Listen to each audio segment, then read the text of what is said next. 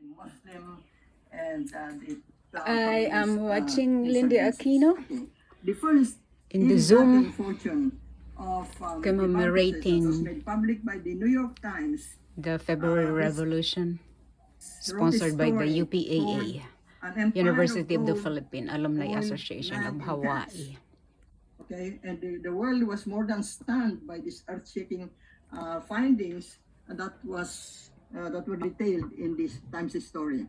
I can only cite a few examples of these ill-gotten fortunes of the Marcoses because there's still, I think, two speakers coming after me. The first, the Marcos had multi-million Swiss bank accounts, with one account alone holding a deposit of $800 million. Number two, there were lists of deposits at the Swiss, American, and Cayman Islands banks are reported to have been found in Marcos's suitcase, amounting to $88,745,447, which he landed with his suitcase in Hawaii.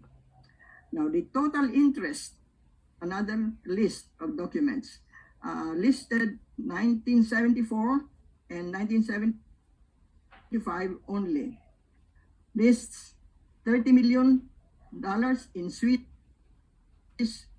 Paris, and Cayman Islands banks. Number four, commissions from Japanese and American companies, with the Westinghouse Electric Corporation giving $11.2 million in connection with the construction of the Bataan nuclear power plant project. Number five, there was a listing of shares from Philippine gambling casinos, reportedly managed by one of Imelda's brothers, totaling $109.6 million from 1976 to 1980. Number six is vouchers signed by Marcos against the Philippine Intelligence Fund for Imelda's shopping sprees to Baghdad, Nairobi, New York, Mexico, and other places, amounting to $1.5 million. Number seven is supposedly the lucky number of Imelda, and there was a fund that Marcos set up called the Philippines Intelligence Fund for Imelda's shopping trips to Baghdad, Nairobi, as I mentioned, and other places, amounting to $1.5 million. So when the customs people opened what was in Imelda's suitcase, they found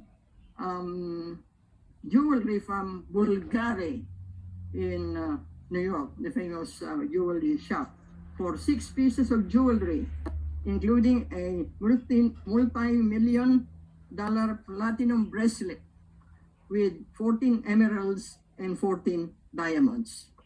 Okay, more revelations of the Marcoses' unbelievable plunder of the Philippines surfaced when the U.S. Customs in Hawaii made an inventory of the contents of 2 planes that flew the Marcoses in exile in the middle of the night on September 25th, 1986, when People Power Revolution succeeded. The pearl collection that the customs people measured occupied 48 square feet. I don't know how big that is, but certainly bigger than this room. And watches from Seiko to Rolex and other brands, enough to stock several department stores. The inventory of the U.S. Customs Service even showed one large wooden crate containing a statue of the Santo Niño Infant Jesus of Prague. The Santo Niño, there were only two Santo Niños in Philippines, one in Tacloban and one in where Imelda comes from, and one in Cebu, which meant that even religious objects were not spared from the Marcos plunder. It was as though the whole nation had been robbed of its major treasures, historical, cultural, religious, and otherwise. Altogether, there were 300 crates of the Marcos incredible loot, 22 of which contained nearly the equivalent of 1.4 million in freshly minted Philippine pesos, the country's currency, that the Central Bank of the Philippines later sought to recover. It should be mentioned that Marcos, during the height of his power, established his own central bank in Binondo. And so everybody was wondering why the reserves in this legal central bank of the government was coming down. That was because General Ver and the military were intercepting all that money in this Binondo central bank and flying them off to Hong Kong. And they were all disguised in boxes as pampers for the Marcos grandchildren. Now, to conclude this part of my presentation, it would be instructive to approach the Marcos's behavior of lust and greed from the perspective of what we call in political science, political pathology. More than that, a Catholic nun who saw the unraveling of Malacanang Palace ruefully commented, and I quote, "I am appalled by the greed in this place. In this palace, I saw all the 7 capital sins." And I myself have forgotten what those capital sins are, so I looked them up. They are lust, gluttony, envy, sloth, pride, and wrath. Okay, Marcos was in total control of the Philippine society, especially after he had declared martial law, and gave himself and his cronies, family members, more power to continue looting the economy.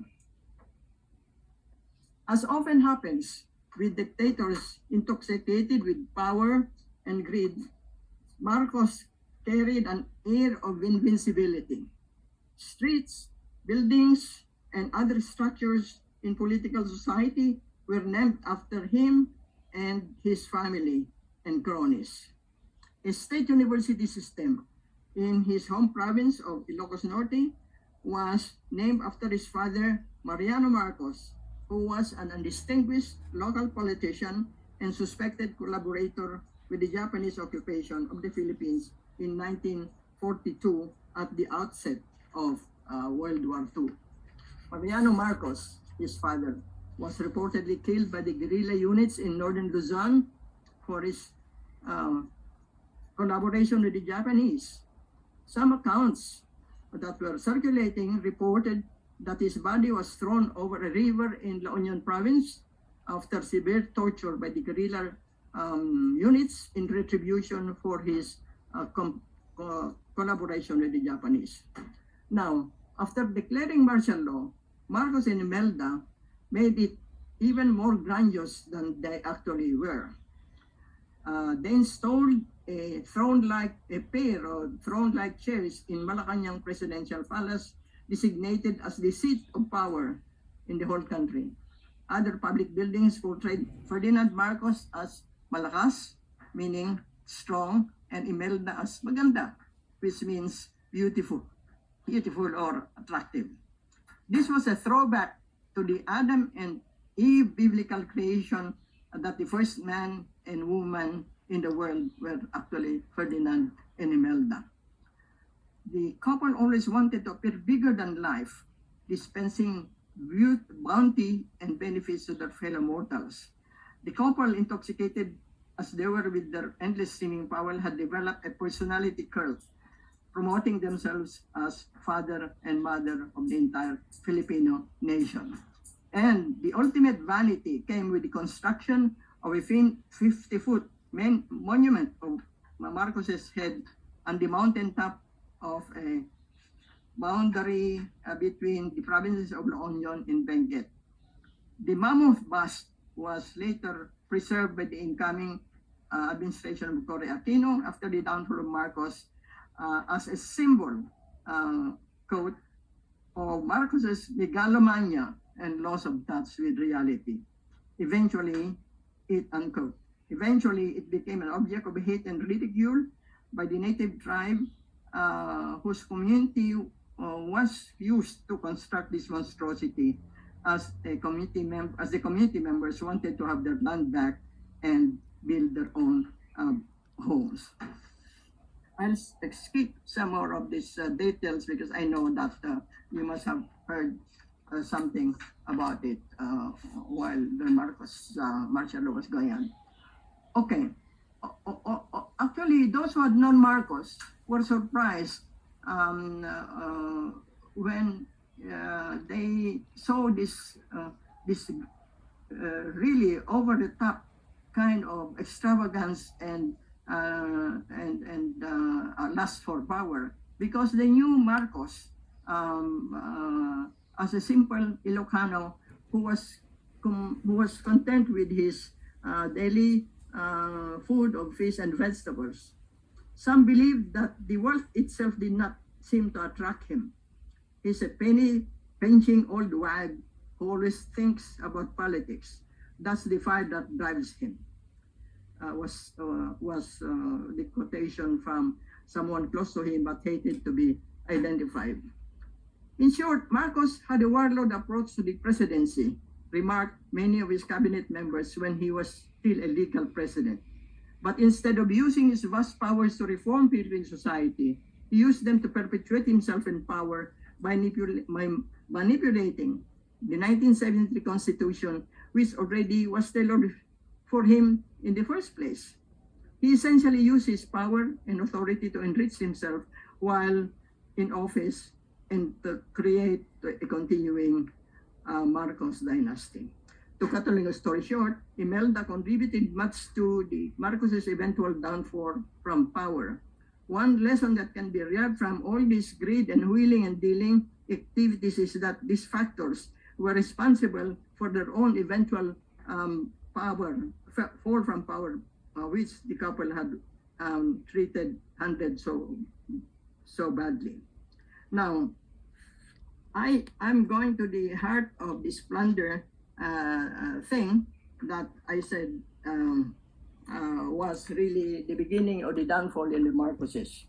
And in this section, I will attempt to demonstrate that these major cronies and loyalists carried out unprecedented plunder of the ages, as I called it in my book, using several ways which can be summarized in short as follows. Number one, outright takeover of large private enterprises, particularly belonging to Marcos's major political enemies and others considered as not supporting his regime. This included families like the Lopez families, for instance. Number two, creating monopolies or state enterprises for vital sections of the economy, such as sugar, coconuts, tobacco, construction, shipping, and other industries. Number three, awarding government loans and other public resources to favor private individuals acting as fronts or beholden to Marcos as cronies or financial advisors. Number four is offshore holding corporations and business ventures were sheltered from taxes and other benefits like concealing profits as well as ownership of bank accounts. Number five, receiving kickbacks or extracting them like commissions from firms and companies doing or wanting to do business in the Philippines. Number six, scheming off foreign aid and other forms of international assistance into private hands, meaning his cronies. Direct raiding of the public treasury and smuggling or dollar salting, this is better known as capital flight, which began to get really serious as the regime went on.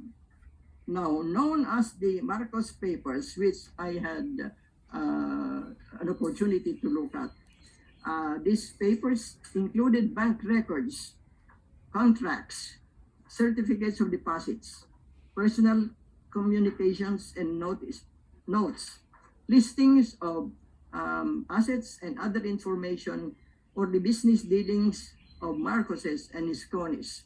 The inventory of plane loads of assets was a veritable mine of information, and it was stashed away at the last minute when Marcos fled to Hawaii. There were also other documents, but I think you get the point that these documents really contained things like moving money all over the world, withdrawing money, listing contracts mandated to deposits or withdraw money for the Marcoses, signature specimens, and Paano financial magagamit statements. lahat yan? These were used by the Aquino government to file a Greed. criminal case against Sakim. Marcos and other defendants Kasakiman in July lang. 1986. Most of the papers were found in the presidential palace after the Marcoses fled Tapos to kayo Hawaii boboto in the kay two planes that Bongbong took them Marcos? to Diyos ko. Hawaii from Pampanga. This Marcos saga would continue after they reached Hawaii because Marcos and his loyalists continued to stabilize the newly formed government in the Philippines, headed now by President Aquino.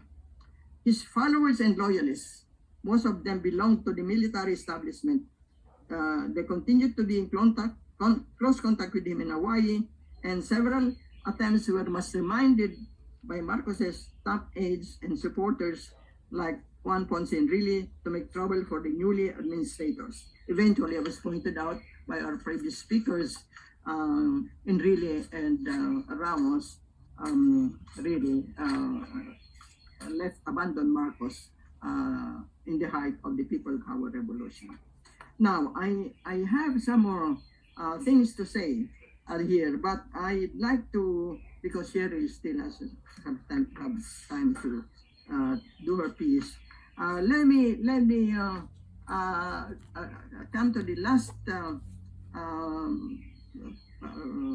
part of my Presentation. paper by looking at the way that they had accumulated all of this. And at the moment, I cannot find it because I have it in my other notes.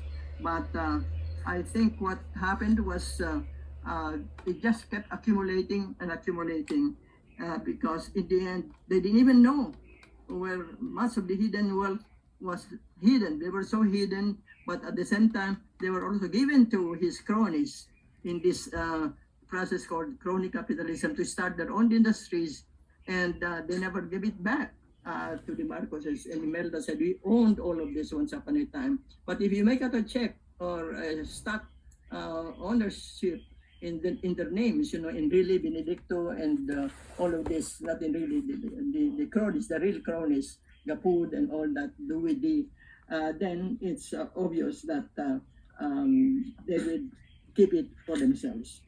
Okay. I have one more thing that I want to discuss shortly because it led to partly to the fall of the Marcoses. In a secret testimony by the San Jose Mercury News, which is based in California, Duwidi, a Filipino-Chinese businessman who fled to Canada seeking asylum, admitted that he was a front for then President Marcos in several businesses as well all over the world. He was known, he confessed, as one of the three musketeers, a trio of Philippine Chinese businessmen who had powerful connections with Marcos, for whom they invested in banks and other businesses. These specifically identified the Redwood Bank in San Francisco as naming Marcos a secret partner of the bank. They also testified that Rolando Gapud, probably another musketeer and advisor to Marcos, made Marcos as the bank chairman.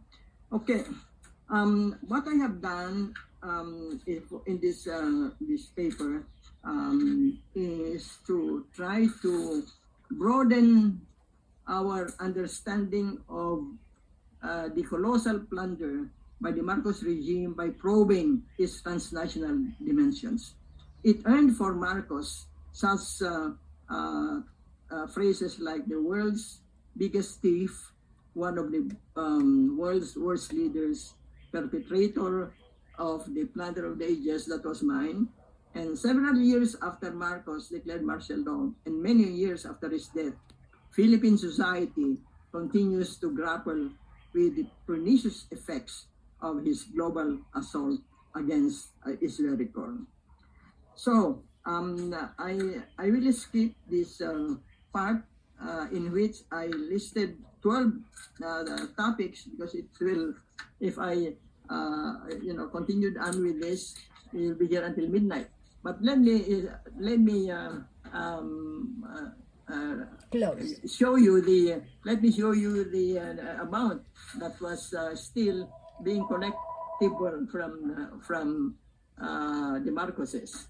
And this is, can you read this? I don't know, under litigation, 125, 1, 2, 3, 4, 5, this 9 digits, how would that is? Billion. 1 trillion? Trillion. 125 billion, but this is just mind-boggling. Okay, there were 942 items over this, and there are another 914 items of personal properties. This doesn't include all the sequestered properties that's still being litigated, because what happened was the PCGG, by the way, also declined in its capacity to go after the Marcoses, because the cronies still had a lot of power.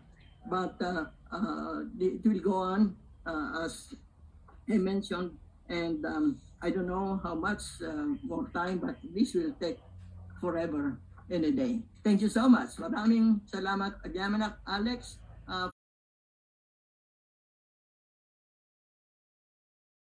What Apo Lindy, very, very powerful. You talk about political pathology. It broadened an understanding, and it certainly did. But of course, the whole notion that how far the PCGG has gone and how far it will still go, a major challenge today. Nagyamang kami na Apo Lindy Aquino, and of course, as sharp as ever. Our final speaker for today po